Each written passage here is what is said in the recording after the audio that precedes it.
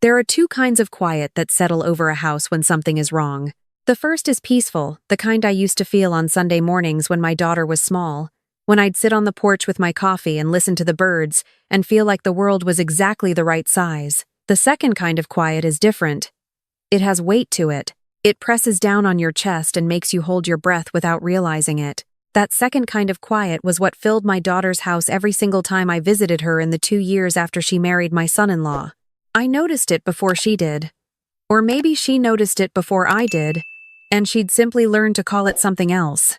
My daughter was 29 when she met him. She was working as a graphic designer at a mid-size firm in Nashville, living in a bright little apartment with 2 cats and a window box full of herbs she was enormously proud of. She had laugh lines already at 29, real ones, the kind you earn from actually using your face. She called me 3 times a week. She sent me photos of sunsets and terrible puns and recipes she wanted to try. She was, in the truest sense of the word, herself. He came into her life through a mutual friend at a dinner party, which sounds innocent enough, and I suppose it was. At first, he was charming in that particular way that some men are the kind of charm that feels like being standing in a warm spotlight. He remembered details. He asked follow-up questions. He had opinions about wine and made them sound interesting rather than insufferable. When my daughter called me the morning after they met, she laughed the whole time she was talking about him. That laugh, loose and unguarded, was the last truly free laugh I would hear from her for a very long time. I met him for the first time about 2 months into their relationship, at a Sunday lunch my daughter arranged at a restaurant downtown. He brought flowers for me, which I appreciated. He called me by my first name after asking permission, which I also appreciated. He held my daughter's hand across the table and looked at her with what I could only describe then as devotion. I drove home thinking my daughter had found someone good. I want to be precise about when I first felt the shift, because it didn't happen all at once. It crept in the way cold air does under a door. You don't notice it at first, and then you're sitting there wondering why the room feels different, and then you realize you've been cold for quite some time. The first thing I noticed was that my daughter stopped finishing her sentences around him. Not in an obvious way, not the way a frightened person goes silent. It was subtler. She'd start to say something, and her eyes would flick to him, just briefly, just for a half second, and then she'd redirect, soften the point, change the ending. I told myself she was being considerate, adjusting to sharing her life with someone new. Couples develop their own rhythms. I didn't press. The second thing I noticed was that she stopped calling 3 times a week. It became twice, then once. Then sometimes I'd reach out first and it would take her a day to respond. When we did talk, the conversations had a quality I can only describe as edited. Like she was giving me a version of events rather than the events themselves. She laughed less. Or she laughed differently, quicker, more performative, a laugh that closed a subject rather than opened one. The third thing I noticed was what happened at her birthday dinner, about 8 months into their relationship. I had reserved a table at her favorite Italian place, the one we'd been going to together since she was in college. When they arrived, my son-in-law mentioned, very casually, that he'd actually been hoping to try the new steakhouse that had opened across town. My daughter immediately turned to me and said maybe we could do Italian another time. She said it brightly, like it was her idea. We went to the steakhouse. My daughter ordered the smallest thing on the menu and didn't finish it. I should have said something that night. I should have called her the next morning and asked directly. But I told myself I was projecting. I told myself this was what middle age looked like from the outside. 2 people building a shared life, compromising, prioritizing each other, over old habits and old restaurants. I told myself I was being the kind of mother who couldn't let go. They got engaged 14 months after they met. She called me from the car on the way home from wherever he'd proposed, and she sounded happy in that edited way I'd come to recognize. I asked her if she was happy, and she said of course she was, and I asked again because sometimes a mother needs to ask twice, and she said yes. Mom, I'm happy, with just enough edge in her voice that I let it go. The wedding was beautiful. I paid for the flowers and the rehearsal dinner, which came to just under $18,000.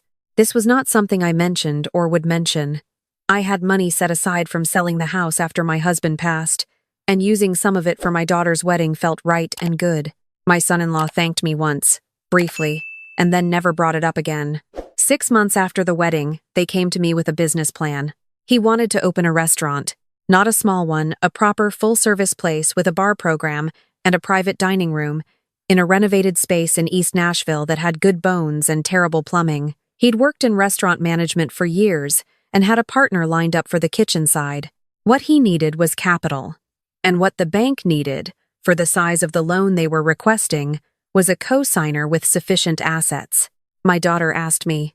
She asked me carefully, over the phone, and I could hear him in the background, and I could hear the way her voice had that slightly rehearsed quality to it, like she'd practiced the ask. She said they'd been working on the plan for months.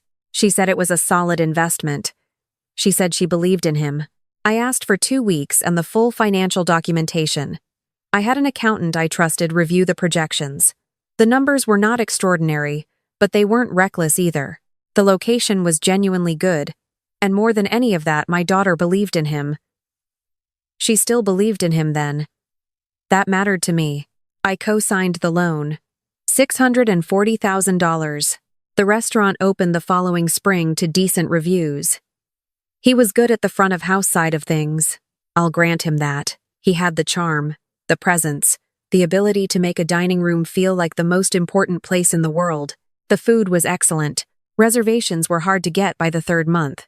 And he became, as certain men do when they achieve something, more fully himself. My daughter moved out of the career she'd built. Not dramatically, there was no announcement, no formal resignation. It happened in increments. She went part-time at the design firm to help with the restaurant's marketing. Then she stopped taking outside clients. Then she stopped mentioning her own work at all. When I asked about it, she would say she was fine, that she was busy, that things were good at the restaurant. She said these things in the voice of someone who has been asked the question before and has a ready answer waiting. Her friends began to thin out. I noticed because I'd known several of them for years. One of them, a woman who'd been close to my daughter since their freshman year of college, sent me a message through a mutual acquaintance saying that she'd tried to stay in touch but my daughter always canceled. That my son-in-law had made a comment at a gathering once about how my daughter's college friends were a certain type of person she'd outgrown. That my daughter had laughed at the joke. I saved that message. I want you to understand that I was paying attention by then. I had stopped telling myself I was projecting.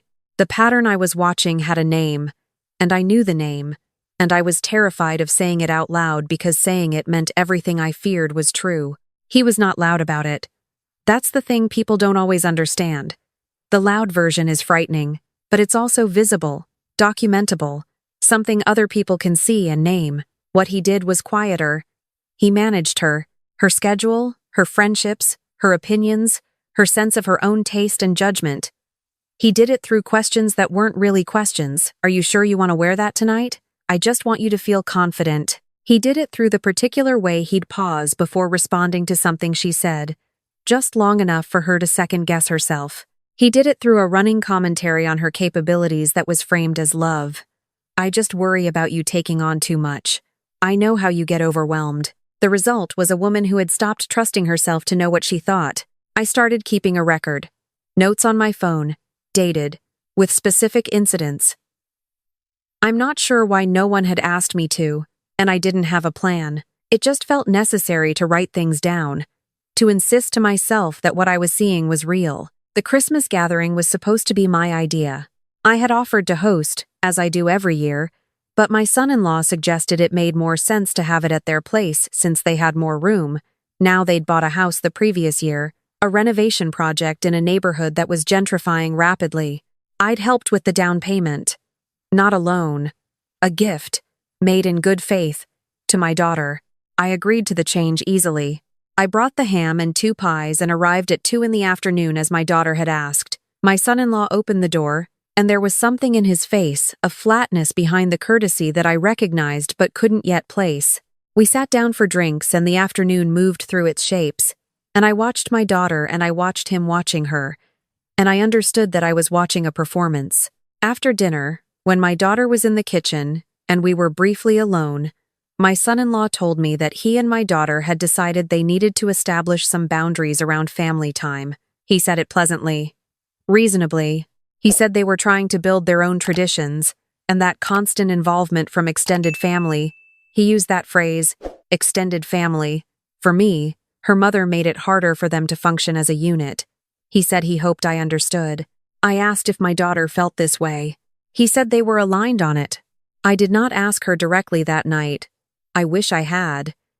Instead, I drove home and I sat in my kitchen for a long time in the dark, and I thought about what he was doing, and I thought about what I was willing to do about it. He called me 3 weeks later. I'd been waiting for the call, though I hadn't known exactly what shape it would take. He told me they were doing a small Easter celebration this year, just the two of them, a tradition they were starting. He said he knew it was unexpected, but that he and my daughter needed this. He said she agreed. I asked to speak with my daughter. He said she was resting. I asked him to have her call me when she was up. She called 2 hours later. She sounded tired in a way that had nothing to do with napping. I asked her directly, did she want me at Easter or not? She was quiet for a moment, that waited quiet. And then she said that she and her husband had talked about it, and they both thought it would be good to have some time just for them. She said it carefully, like she was reading from something. I said, Lily, you can tell me what you actually want. She said, Mom, I'm fine. I said, that's not what I asked. She said she had to go. I hung up the phone and I made a decision. I called my accountant the next morning. I told him I needed to understand, precisely and in detail, what my rights were as a co-signer on the restaurant loan. He walked me through it over the course of an hour. I asked a lot of questions. I took notes. Then I called the bank directly and introduced myself and asked about the current status of the account. What they told me was interesting. The loan was current on payments, that was not the issue. But a co-signer in my position had certain rights of inquiry, and when I exercised those rights, a more complete picture emerged. There were aspects of the financial structure of the restaurant that had been modified since the original loan agreement in ways that had not been disclosed to me as co-signer. There were accounts I hadn't known existed. There were arrangements between my son-in-law and his kitchen partner that had shifted the ownership percentages without the loan documentation being updated accordingly. Whether any of this rose to the level of legal violation, I did not yet know. But it was enough. I contacted a lawyer. Not a family lawyer, a business attorney who specialized in loan agreements and co-signer rights. She was a small woman in her early 50s. With reading glasses she was always setting down and picking back up, and she listened to everything I said with the focused patience of someone who had heard a great many complicated situations and was not easily surprised. She told me that I had a legitimate basis for concern. She told me what I could do and what I couldn't, and what the timeline might look like and what the consequences would be for everyone involved. She told me these things clearly and without drama. I appreciated that. I also contacted the woman who'd sent me the message through the mutual acquaintance, my daughter's old college friend. I told her I was concerned about my daughter and that I wasn't sure she was safe, and I asked if she would be willing to talk. She drove to my house the following Saturday and sat at my kitchen table for 3 hours and told me things I had suspected and things I hadn't. She had been watching too. She had been waiting for someone to ask. I want to say something here, because I think it matters. I did not do what I did next out of anger. I was not trying to destroy something to punish someone. I was trying to reach my daughter through the only door that was still unlocked, because he had, methodically and deliberately, locked every other one. Easter Sunday fell on a cold morning that year, overcast and raw in the way early spring sometimes is in Tennessee. I did not drive to their house. I did not knock on their door or call while they were eating. I sat in my own kitchen and I ate the ham I had made anyway, because I was not going to stop making ham, and I waited. At 11 in the morning, I called my attorney and gave her the authorization she needed to proceed with a formal inquiry to the bank regarding the loan discrepancies. This triggered a review process, a requirement for documentation, and a response from all parties to the loan, including my son-in-law. At 1 in the afternoon, the bank sent a notification. My daughter called me at 1:17. She didn't sound edited this time. She didn't sound rehearsed. She sounded like herself, startled back into herself, and she said, "Mom, what is happening? There's a letter from the bank." I said, "I know. Can you talk?" She said, "He's right here." I said, "Can you step outside?" There was a pause, a long one, and then I heard a door, and wind, and her voice again, lower. "Okay, I'm outside." I told her what I had found. Not everything at once. I had promised myself I would not overwhelm her, that I would tell her enough for her to understand what was real and what she was standing inside of. I told her about the financial irregularities. I told her about the accounts. I told her that the loan she thought was secure had been quietly restructured in ways that changed what we had both agreed to. She was quiet for a long time. Then she said, "I didn't know about the accounts." I said, "I know you didn't." She said, "He told me everything was fine." I said, "I know he did." She said, "Mom," and the way she said it, the way she said that one word, was the voice of my daughter before the editing. The voice of the woman who used to call me 3 times a week and send me terrible puns, and it broke something open in me. I drove to their house. He met me at the door with his face arranged in the expression of a man who is about to be very reasonable about something unreasonable. He told me I was overreacting. He told me this was a business misunderstanding that could be cleared up easily, and that I had alarmed my daughter unnecessarily and created conflict in his home. He said this with the particular confidence of a man who believed he was still the most powerful person in the room. I told him my attorney had already been in contact with the bank. I told him I had documentation of the account discrepancies. I told him I had exercised my rights as co-signer to request a full audit of all financial materials related to the loan. Then I walked past him into the house. My daughter was in the kitchen. She had clearly been crying, not the quiet, managed kind of crying that I'd learned to recognize from her over the past 2 years, the kind she did when she thought no one was watching and it was already almost over. This was real crying, the kind that means something has finally broken through. I put my arms around her and she let me. That was when I knew. The weeks that followed were not simple. I want to be honest about that. My daughter did not leave immediately. She asked me not to proceed with the formal audit while she thought. She needed time to understand what she was inside of, to stop explaining away what she was starting to see. I gave her the time, within reason, and I stayed close without pushing, and I talked to her lawyer and her doctor and the college friend who had driven to my kitchen table, and we built a net of people around her that he could not dismantle because she had stopped letting him control what she knew. He tried to repair it. For a while. He was very charming about it. He told her the accounts were an administrative oversight. He told her he'd been trying to protect her from stress by managing the business details himself.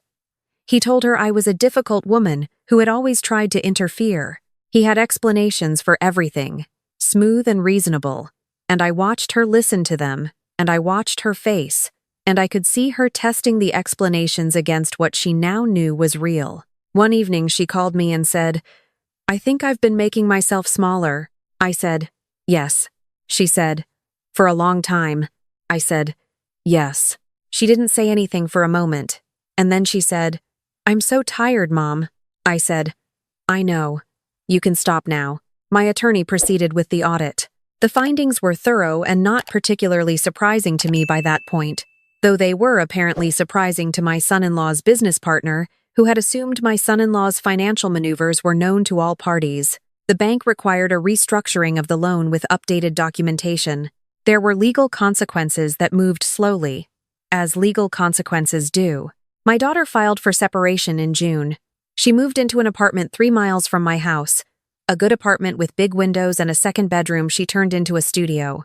She went back to design work, starting small, taking clients she could manage, rebuilding the confidence that had been quietly dismantled over years. She cried a lot, and she got angry, and she went to therapy, the good kind, the kind that doesn't let you off easy. Her laugh is different now than it was in the bad years. It's not the loose, unguarded laugh of her 20s. She's not 29 anymore, and some things genuinely do change, but it's real again. You can feel the difference between a laugh that opens something and a laugh that closes it, and hers opens now. She asked me once, late in the summer, sitting on my porch the way we used to, how I'd known when to act, what had made me finally decide to make the call. I thought about it for a while before I answered, because I wanted to give her the true answer, not the easy one. I told her that I'd known something was wrong for a long time before I did anything, and that I'd waited because I was afraid of being wrong, and then more afraid of being right.